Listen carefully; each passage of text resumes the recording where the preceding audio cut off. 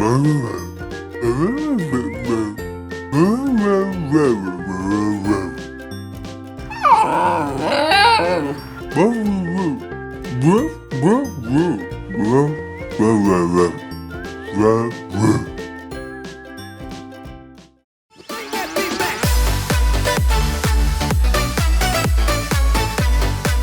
holidays, zombaes! Last year for the holiday season, we got creepy as Krampus. The year before that, we got lit as mutant reindeer.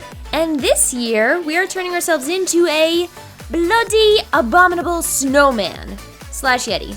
This is a giant tutorial with several parts to make the face, teeth, nails, horns, and outfit all from scratch. So if we want to get through this before Santa comes shimmying down your chimney, we better get into it. I am starting with a clean life cast of my face, lubed up with a generous layer of petroleum jelly. You can sculpt this look directly onto your face, since we'll just be using cotton and latex, but be warned it would take a very long time, which is why I'm doing it this way. So, just like we sculpted the black and white clown mouth with cotton and latex onto a life cast, we'll be doing the same kind of thing here. I put a layer of liquid latex down where I'll be sculpting, I lay pulled apart pieces of cotton balls on top of that, and then I cover the cotton in more latex. Then you can use a sponge, your fingers, a palette knife, whatever you have that works to start smoothing out the cotton and creating shape.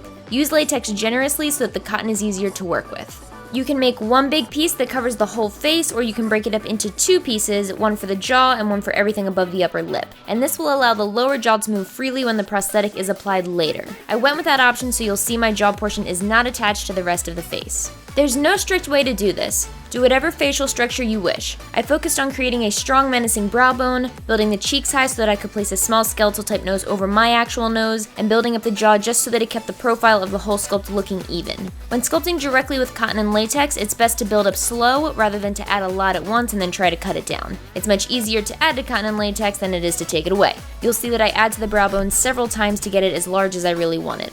When I got to about this point, I felt like I wasn't sure what else I wanted to do to the face until I knew how the teeth were gonna look, so I put the sculpt on pause to make those. So these teeth, I'm making mine from plastic modeling pellets. These are often used to mold your teeth to a set of fake FX teeth you might have used or seen in Halloween stores.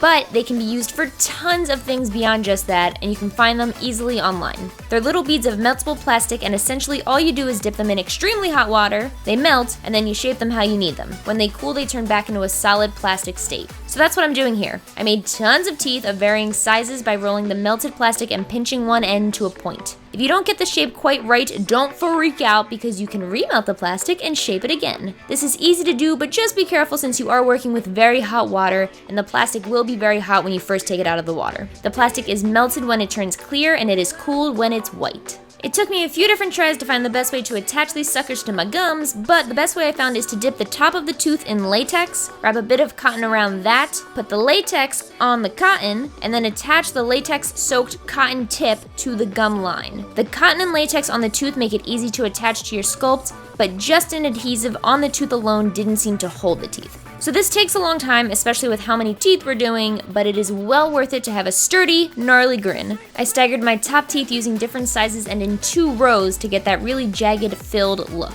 For my bottom teeth, I only did 1 real row with the exception of a couple snaggle teeth that I attached to the top of the main row.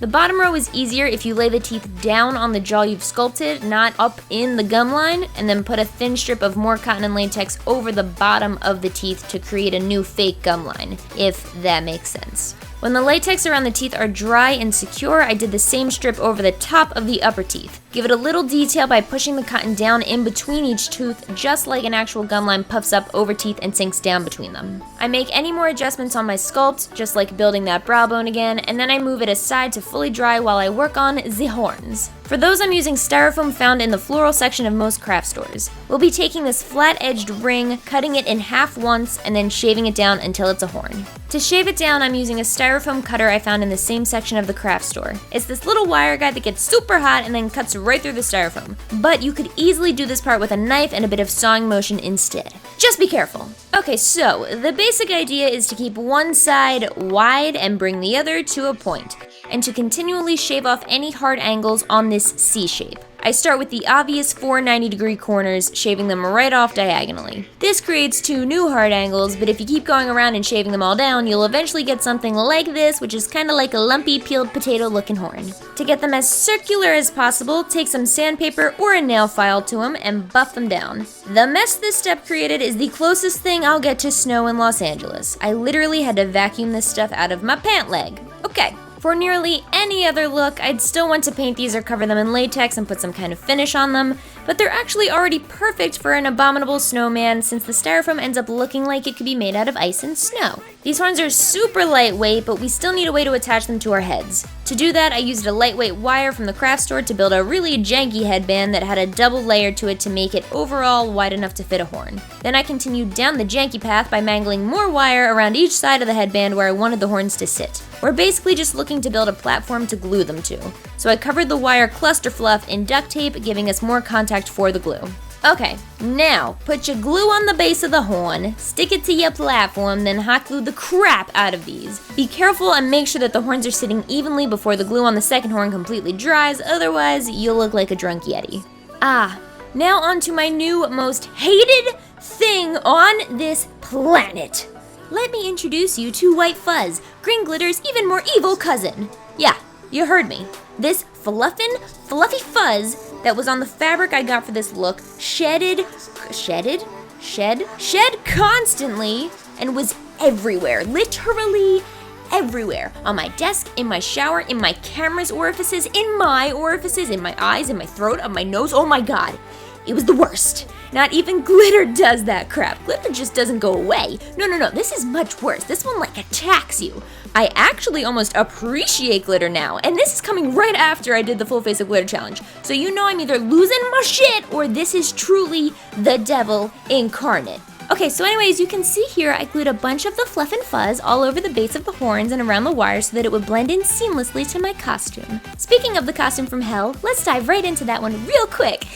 And I'm in real quick, because even though I really want to learn how to make clothes, I definitely suck at it right now. I pieced the whole thing together one by one by measuring certain body parts, cutting out fabric that fit that measurement, holding it up to me, cutting where I needed to, and then literally hot gluing the seams together, because ain't nobody got time to sew when you're creating an entire abominable snowman in a week. So, if you're recreating this look, the most important part is likely the hood and neck piece for you, so that is what I'm showing here. It is essentially a giant choker I glued shut, 2 rectangles I glued together at a seam to cover the top of my head, and then I glued those 2 rectangles to my giant fur choker in the very front where I needed it to frame my face. As you can see here, I made separate pieces for the arms, the legs, the torso, the head, and the neck. I wonder though if I could have made this costume better if I hadn't inhaled approximately 50,000 pieces of fuzz up into my brain first. Whoops. One last accessory, and that is the nails/claws, which are so fun to make. I used the same plastic modeling pellets I used for the teeth, and I shaped the top of the claws a lot like a giant tooth, but then I wrapped more plastic down to each middle finger joint. With the very bottom of the claw still melted, I pushed some demon fuzz onto them so that I had a creepy, hairy knuckle. Cause I don't know, I thought it was cool. Top them off with some clear nail polish to make them real shiny. This is like optimal nail painting for kids who never drew inside the lines. Move over, Christine. Oh yeah, so that face we put on pause forever ago. Let's finish her off. I wanted to keep the paint job really simple and white so that it was a stark contrast to the blood later. I first did a base coat of solid white cream paint to cover that ugly yellow latex color. I then went over it with this pearlescent white paint so that it wasn't just a flat white. Since those are both cream products, they work really well on latex, but they never really dry, which I can't stand, so I tried to keep the prosthetic a little more transfer-free by powdering the heck out of it. I used translucent powder at first, but then I used a white shimmery highlighter on it to bring that pearlescent factor back again. Then I did just a little bit of detail work using some alcohol-activated paints, though you can use any kind of paint or makeup product for this. I deepened the sunken areas of the gums with a brownish gray and did a little more of the same in the deepest corners of the eyes and forehead above the brow bones. But alas, with all the powdering, the paint was still transferring like crazy, so I brought the whole sculpt outside and doused it in a clear coat of spray paint with a satin finish. This sealed all the colors and it was much easier to handle after that. Then I very carefully peeled the top and bottom prosthetics off of my life cast. It's so thick that it shouldn't tear, but you still want to take your time. I wanted to keep my teeth glossy like my claws, so I went over those quickly with clear nail polish. In the last step of prep work, I glued Demon Fuzz onto my snowman's chin, eyebrows, forehead, and all around the perimeter of the prosthetic. This would ensure a better transition from my sculpt to my fur hood. Off camera, I glued a little FX ice crystals to my nose, brows, and other facial hair, but a lot of it fell off during application and you couldn't really see much of it anyway. Okay, it's application time. And because we did so much prep work, the application is a dang breeze. I started with my soulless ginger eyes, Demon Fuzz hood, and Vaseline-coated eyebrows. Before we can glue on the prosthetics, we just need to paint any areas of our face that will not be covered, which is around our eyes and our mouth/cheek area where the Yeti's mouth will be. I paint the mouth area black with water-activated paints and the eye area white using all the same products we used on the prosthetic,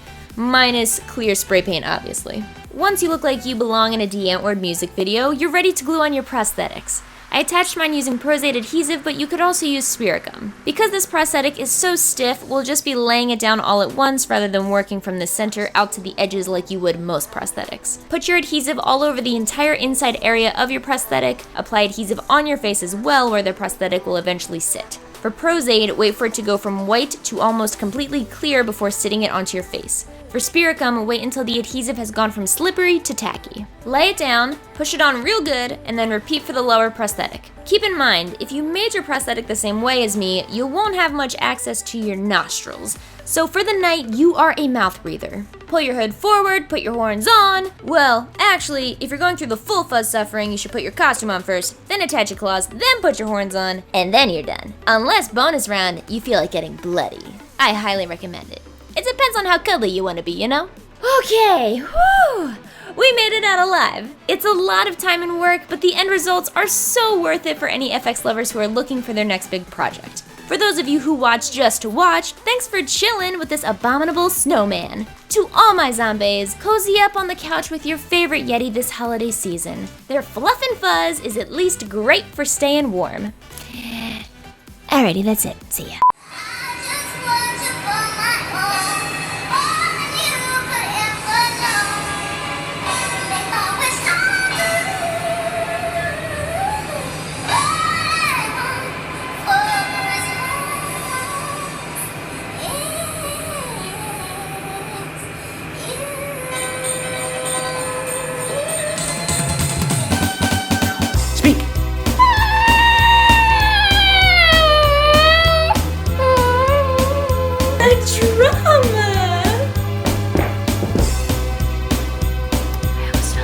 Are you tired from acting?